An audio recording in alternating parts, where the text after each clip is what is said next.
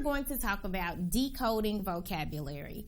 Now, I personally love the attack of decoding vocabulary because it gives you a level of independence with figuring out what words mean.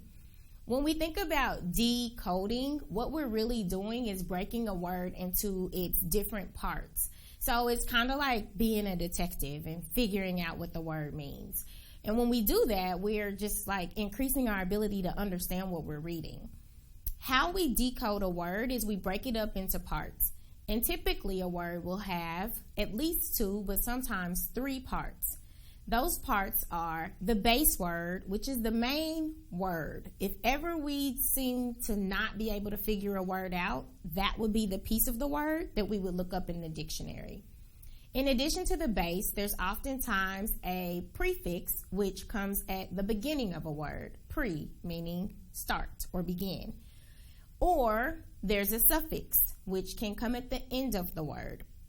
You attach those 2 things to the base word and you get a much bigger, fancier word. And sometimes that can throw us off. So when decoding vocabulary, what we do is we break the word into its different parts.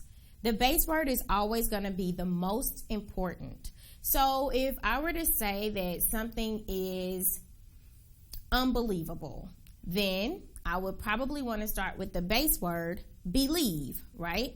So the word believe means real or to think real. So if something is believable, then that means I'm able to think of it as real.